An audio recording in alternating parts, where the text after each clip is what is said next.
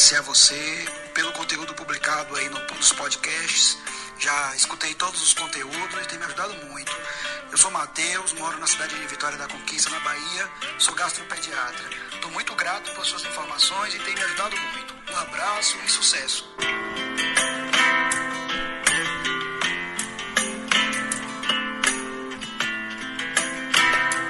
Olá, meu amigo médico e empreendedor, seja muito bem-vindo a mais um episódio, mais um momento de crescimento, aprendizado, insights que possam fazer a diferença no seu processo de escolhas e crescimento profissional. É sempre um prazer poder contar com a sua audiência, embora eu não saiba exatamente quem está aí do outro lado, mas eu sei que nós estamos aqui já alcançando uma marca de quase 16 mil ouvintes do nosso podcast. A maioria não assinou, então te peço aí que assine o podcast para você ser notificado dos novos episódios.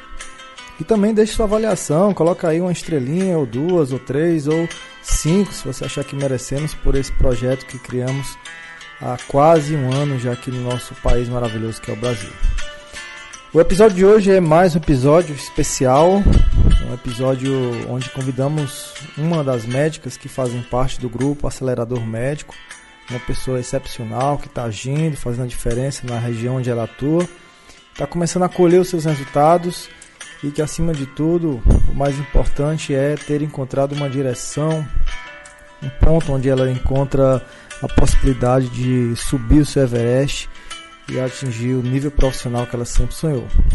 Convidamos então a doutora Tássia Milena, otorrinolaringologista, doutorado na parte de alergias, e ela vai então nos dar um insight aqui, alguns insights então do que ela tem feito, de qual a percepção que ela tem encontrado aqui no nosso grupo maravilhoso Acelerador Médico. De repente ela também poderá trazer algo que seja de valor aí para o seu processo de escolha e crescimento na carreira médica. Então vamos à entrevista.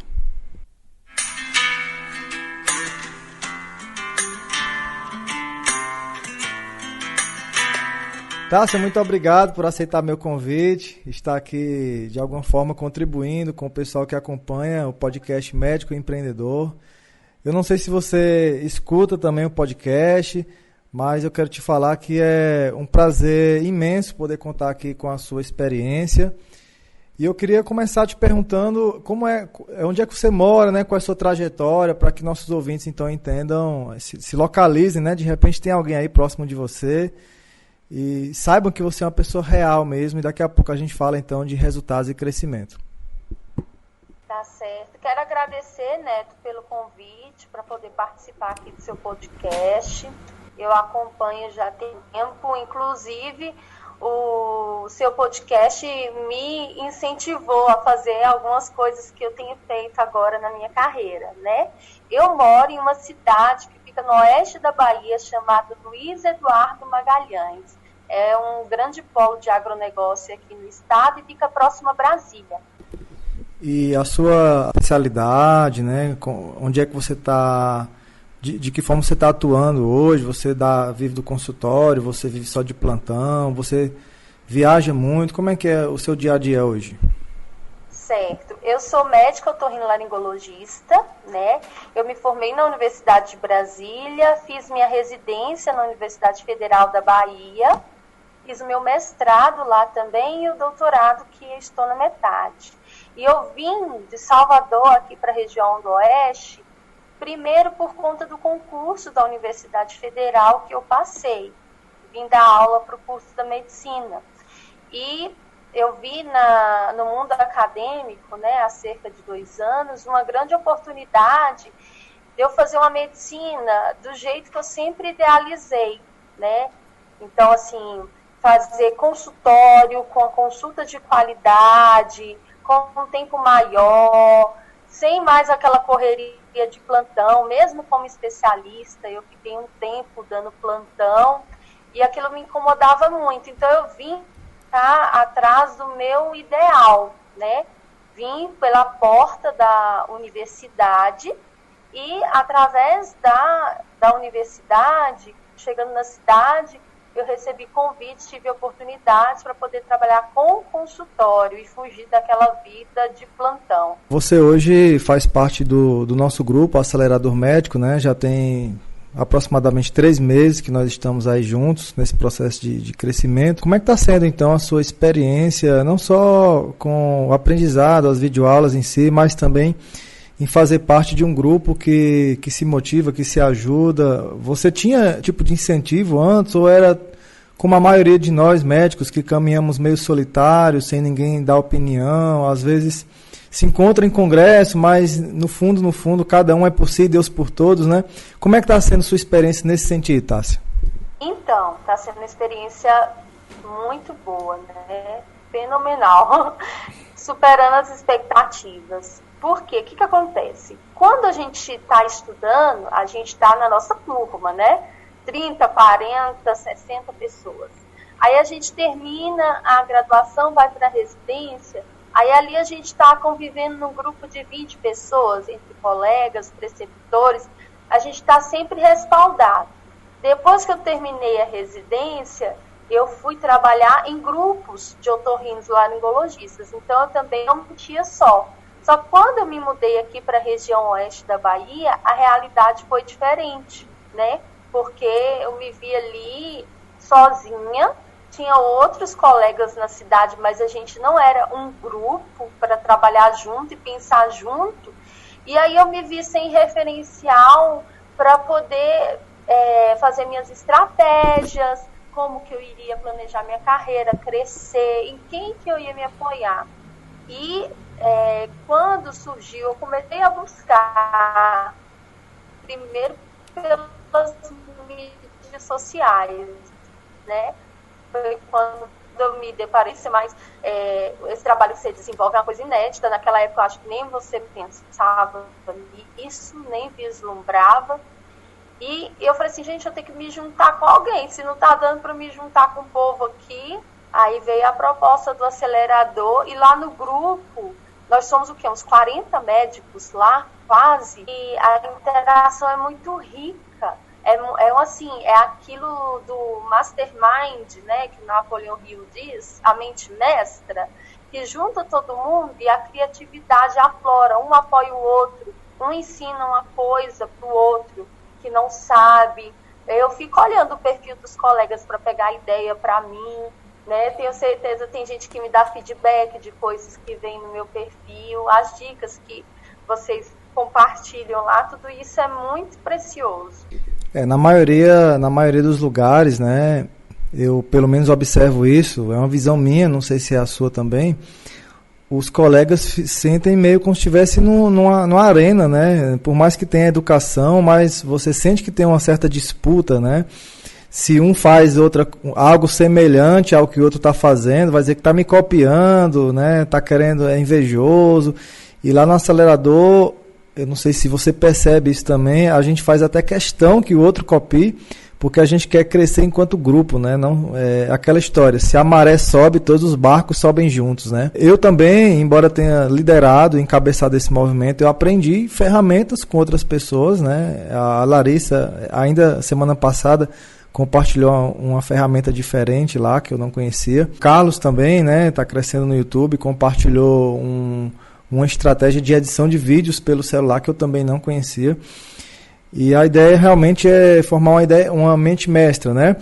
Mas como a gente está aqui focando no seu negócio, no seu processo de crescimento, eu queria te perguntar sobre como é que foi o processo de você se conhecer melhor, né? Porque a gente começa o acelerador médico com essa ideia, né? De você entender o seu perfil de personalidade. Você já tinha conhecimento sobre isso antes? Te ajudou a saber como é que a sua personalidade funciona, o seu temperamento? Então, foi a primeira atividade do grupo Acelerador Médico, né?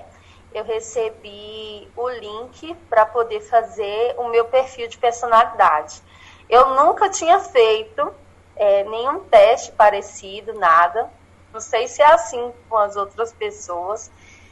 Há muito tempo que eu já estava numa jornada de autoconhecimento, mas foi uma ferramenta assim, bem precisa.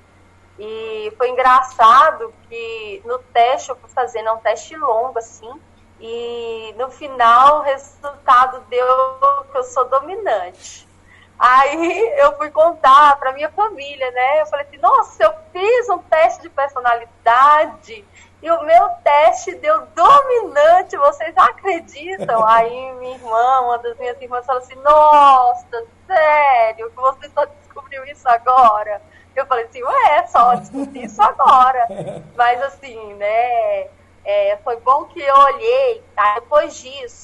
Depois desse teste, eu pude compreender assim, o que são os meus pontos fortes, que a gente precisa sempre aperfeiçoá-los, e quais que são os meus pontos fracos, e o que eu preciso trabalhar em cima disso para eu não me auto-sabotar, para que eu tenha mais sucesso na carreira. Foi uma coisa muito boa, muito interessante. A gente não se dá conta de quem a gente é.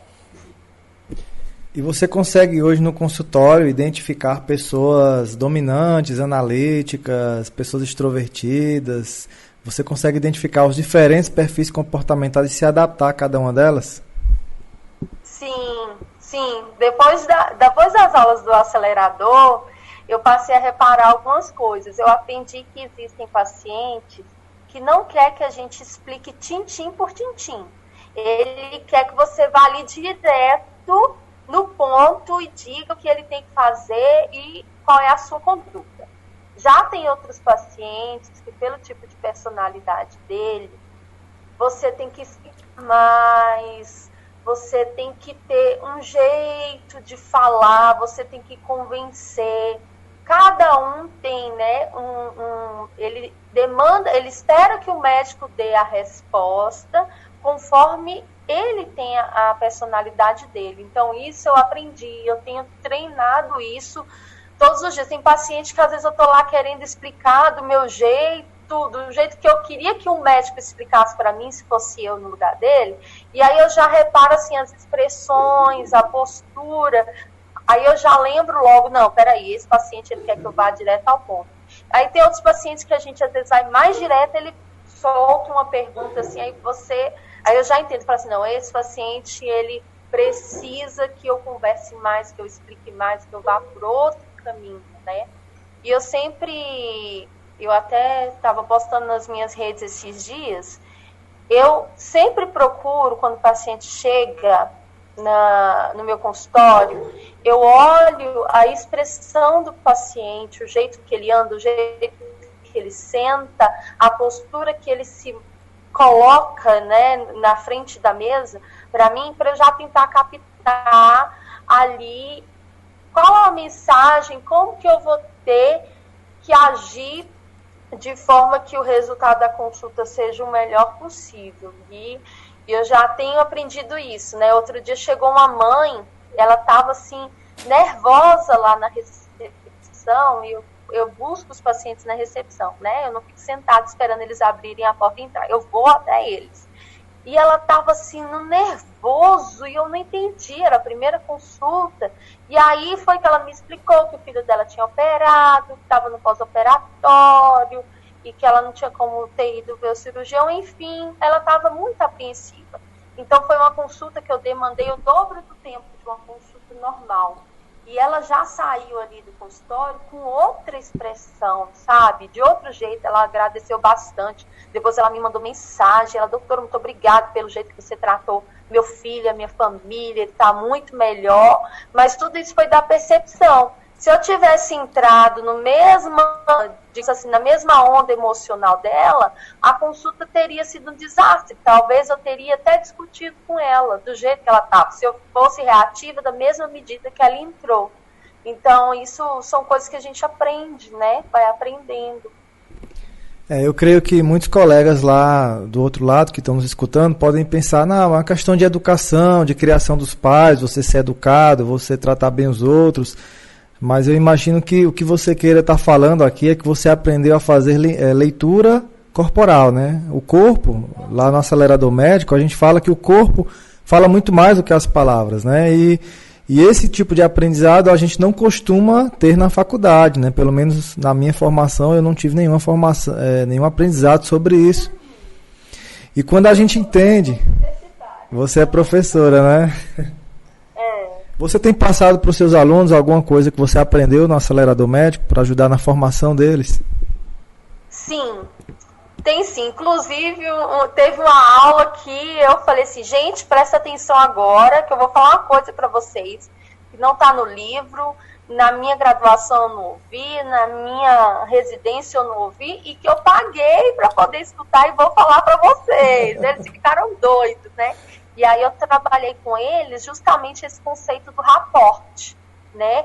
Que eu não conhecia, eu aprendi no acelerador médico e eu estou usando isso todos os dias no consultório, que é a gente fazer uma similaridade nos gestos, né? Nas expressões, na postura do paciente.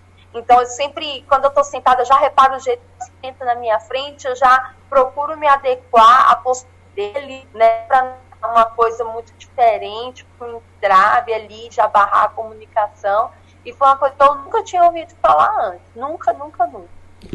E você acha que isso traz resultados? Ajuda a vender melhor seus serviços? Ajuda a transformar o cliente num fã da sua marca? Ou acha que é só uma coisinha bonitinha de fazer? Não é só que ajuda a vender. Realmente ajuda no relacionamento que a gente tem que construir com o paciente. E a partir do momento que a gente tem um relacionamento construído com o paciente, a gente consegue vender o que é preciso, né? Porque a gente também não está mercantilizando a medicina. Mas, por exemplo, se você consegue, numa consulta, fazer com que o paciente confie em você, se ele sente que você está entendendo ele, a necessidade dele, na hora que você procedimento, ele não tem por que recusar, porque ele está confiante, ele sabe, até, eu não sei se ele chega no nível de consciência, mas ele sabe, poxa, aquele médico me compreendeu, ele entendeu, ele sabe o que eu estou sentindo, então ele sabe por que ele está pedindo esse procedimento, por que está pedindo esse exame, está passando esse remédio, então ajuda com certeza, né? Eu tenho acompanhado aqui à distância algumas ações suas, né? E eu acredito que uma das coisas que você mais tem colocado em prática é a parte de que é a emoção que nos faz vender nossas ideias, né? É atingir o emocional das pessoas, né? Eu vejo você, principalmente com as crianças, né? Com os brinquedinhos lá, as brincadeirinhas, o certificado de coragem. Então, fala um pouco mais sobre o resultado disso no consultório. Então, por um acaso, eu não me tornei pediatra, mas eu não acho que é porque eu já quis ser pediatra que eu sou assim, não. É porque eu me preocupo muito que o ambiente do consultório seja confortável para todos os pacientes, principalmente criança. Então, na minha especialidade, na nossa especialidade, né, Neto, a gente atende muita criança, pelo menos 50% do nosso público pediátrico. Então, assim, já é uma especialidade que a gente tem que fazer um exame ali, botar uma câmerazinha dentro do nariz da criança, não é uma coisa confortável. Então, se a gente não proporciona um ambiente que a criança confie na gente, se sente bem, se sinta segura, a consulta vai ser um terror para ela, para a família e para nós, né? Então, assim, o que eu já fiz? A primeira coisa que eu fiz na minha sala, no meu consultório, eu montei um cantinho com brinquedos. Aí eu vi que você uma vez comprou um fantoche, eu falei, eu vou comprar um fantoche também. Botei os bonequinhos, o Joãozinho e a Maria. Aí eu comprei uns lápis de cor também, comprei uns desenhos, e agora, por fim, eu achei um kit de mini médico, botei lá no consultório, tá um sucesso. Tem um otoscópio, um esteto de brinquedo, e os meninos querem me atender. E hoje aconteceu uma coisa tão fantástica lá no consultório, quero só dar esse relato. Chegou um menininho autista para eu atender. E os pais já entraram assim, todos apreensivos. Nossa, doutora, não fique preocupada não, porque ele é autista, ele é agitado, mas é por causa do autismo, tá? E aí eu falei, não, gente, tudo bem. E aí eles falaram assim, nossa, nós já passamos por 3 especialistas de várias partes do Brasil. Aí eu falei assim, é mesmo? Me conta a história. E aí o menino achou os brinquedos, ele se agarrou nesses fantoches, e aí ele acalmou sozinho. E aí eu pude conversar com os pais, né? E aí a mãe falou assim, doutora, o último médico que a gente foi, a gente sentiu que ele ficou com medo de examinar nosso filho, a gente queria que você não ficasse com medo, ele é agitado assim, mas ele não é agressivo. Eu falei, não, gente, fique tranquilo. E o menino lá entretido com os fantoches, com os brinquedos, no final o pai botou um fantoche na mão, a mãe botou outro, eles ficaram brincando com o filho. Eu consegui fazer o exame nele, a consulta foi super leve e agradável. Eu vi assim que a família saiu do consultório se sentindo uma família como todas as outras, né? E sendo que eles entraram carregando aquele estigma, estavam super preocupados. E os brinquedos, eles ajudaram o menino a distrair. Ele não ficou preocupado que ali era o consultório médico, porque a atenção dele estava nos fantoches e nos bonecos. Você que é uma pessoa que tem um sangue para uma veia acadêmica, né, mestrado, doutorado, trabalhos apresentados em congressos, e faz isso com muito amor, né, a gente observa, e certamente aprendeu e se desenvolveu muito também, graças ao perfil acadêmico.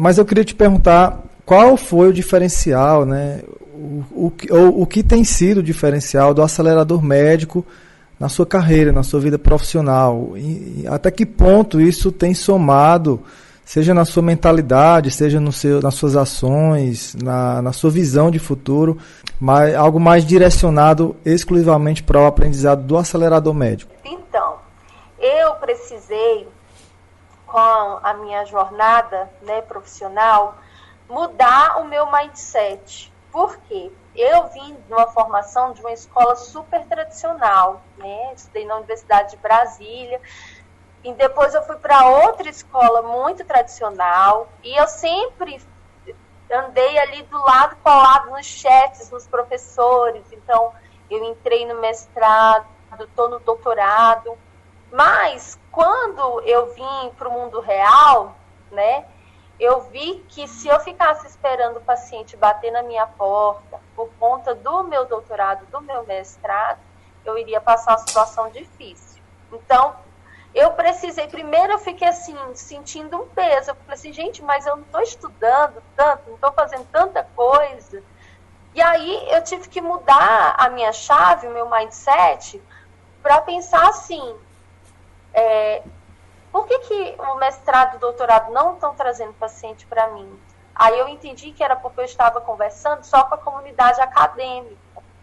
Então, quando eu entendi isso, que eu estava conversando com a comunidade acadêmica e que o que eu precisava era conversar com o povo, com a população, com os meus clientes, pacientes em potencial, aí foi que eu falei assim, não, então eu tenho que começar a fazer as coisas de uma forma diferente. Em que sentido? Não é infringindo ética, não é desvalorizando a pós-graduação, nada daquilo que eu tenho conquistado, né? Mas aprender, assim, é sair um pouco da plataforma que o academicismo coloca a gente e dialogar com a população.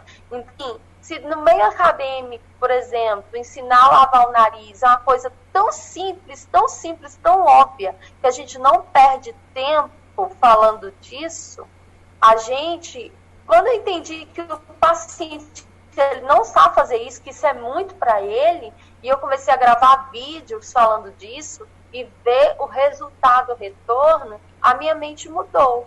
Então, dentro do acelerador, a gente está trabalhando isso, habilidades que a gente não tem, não aprende na academia, né? Na graduação, na pós-graduação, no mestrado, na residência, e são coisas que a gente precisa hoje no mercado, né, para poder se colocar.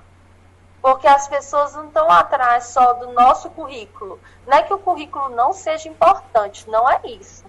Mas a gente tem que saber qual é o lugar dele, né? Então, por exemplo, eu tenho uma paciente que ela me acompanha todo dia, toda hora nas minhas redes sociais. Ela é a minha paciente número 1. Ela fala tudo, ela chega no consultório, ela fala tudo que eu fiz.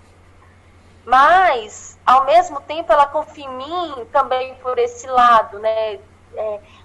mais emocional, que eu trabalho, mas ela também confia em mim porque ela tem uma doença rara, que eu estou conseguindo conduzir ela bem porque eu estou fazendo doutorado na área. Você entendeu? Então, assim, é juntar os dois, mas é uma arte, né? É uma arte de conseguir juntar esses dois. E ela nem foi parar no meu consultório porque eu tenho doutorado na área da doença dela. Mas, por coincidência, eu consegui manter ela comigo porque eu tenho um know-how acadêmico para isso. Mas a porta de entrada dela não foi a minha academia. Muito bom esse relato, né? Interessante demais, né? Na vida, nem tudo é currículo, mas o currículo tem o seu papel desde que a gente saiba também posicionar ele, né? Às vezes tem pessoas que posicionam, né, apresentam o currículo de uma forma também errada, às vezes desconecta com o paciente, né? Fica muito distante dele. As pessoas podem achar que você é alguém de outro mundo, não é uma pessoa que vai te entender, porque você é alguém de um meio totalmente diferente. Você não, talvez o paciente pense, ele nunca vai saber o que é um homem da roça, né? O que é simplesmente pelo currículo, né? Mas quando vê uma médica que conversa com ele, que responde, que se conecta, que abraça, que se coloca à disposição, ele confia ainda mais, né? E aí o currículo ganha um peso muito maior, né? Agora eu queria te perguntar o seguinte, lá do outro lado tem um médico, né? Tem um residente, tem um especialista, alguém que já está há muitos anos no mercado, talvez, que está nos escutando e está naquela dúvida, né? Não sei se vale a pena eu fazer o acelerador médico, eu acho que eu não vou ter tempo de acompanhar.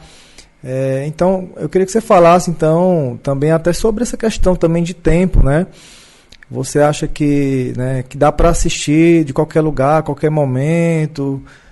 Como é que tem sido a sua experiência em relação a acompanhar e executar as ações? Tempo é questão de prioridade, né? 24 horas do dia tem um erro, qualquer um de nós tem as mesmas 24 horas. Agora, as prioridades é que a gente tem, cada um tem a sua, né? Eu não achei difícil acompanhar o curso, tanto que quando eu vi, eu já tinha assistido mais da metade das aulas, levei até um susto, nossa, foi rápido, mas não foi tão rápido assim, né? Porque está sendo prazeroso. E assim, como é online, as aulas gravadas, tem os encontros ao vivo, né? Mas as aulas gravadas a gente assiste no horário que for melhor pra gente. Eu, por exemplo, eu prefiro assistir aula do acelerador médico do que Netflix. Então, final de semana, por exemplo, é uma excelente programação para mim. E um dos segredos é o seguinte, não adianta você assistir a aula de 30 minutos e não fazer nada do que está na aula, só assistir a aula. Agora, o que demanda tempo, mas também, eu volto a falar, não é tempo, é prioridade, é você fazer as ações. Então, como que eu faço? Eu assisto a aula, eu anoto tudo no caderno, à mão mesmo, porque eu acho que exercita melhor o nosso cérebro, e eu vou tendo as minhas ideias, porque dá uma chuva de ideias quando você vai assistindo as aulas, eu anoto em outro lugar, e depois eu me organizo para poder executar as ações. Então, assim, eu tenho uma listinha de coisas que eu fiz, as ações que eu já fiz, quais que eu tenho que fazer, e já vou organizando em cima daquilo ali que a gente está sendo treinado. E aí, no grupo do Telegram, a gente tem, é como se fosse, removimentasse a roda, né? Ali a gente tem mais um ânimo, uma coisa diferente. A pessoa comenta, já mostra pra gente o que está botando em prática. Um tá ali acompanhando o perfil do outro, um pegando ideia com o outro, e isso é muito bom, né? Poderíamos ficar muito tempo aqui conversando, né, trocando ideias, mas geralmente a gente faz episódios de 30, 40 minutos no máximo, e, né, eu também até me comprometi com você que eu não ia tomar muito seu tempo, então eu quero te agradecer por você trazer aqui a sua vida, a sua experiência, a sua visão, não só do curso, mas da vida profissional do médico, né? E certamente terão pessoas do outro lado que irão se conectar com a sua mensagem também. Mais uma vez, desejo todo sucesso aí para você, para os seus clientes, para o seu consultório.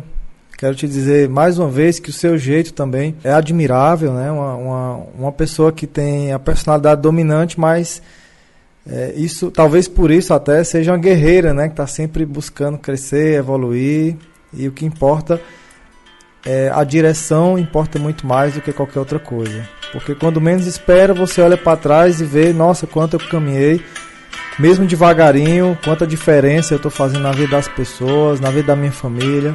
Isso é muito louvável. Então te agradeço muito e vamos acelerar. Vamos acelerar, obrigada.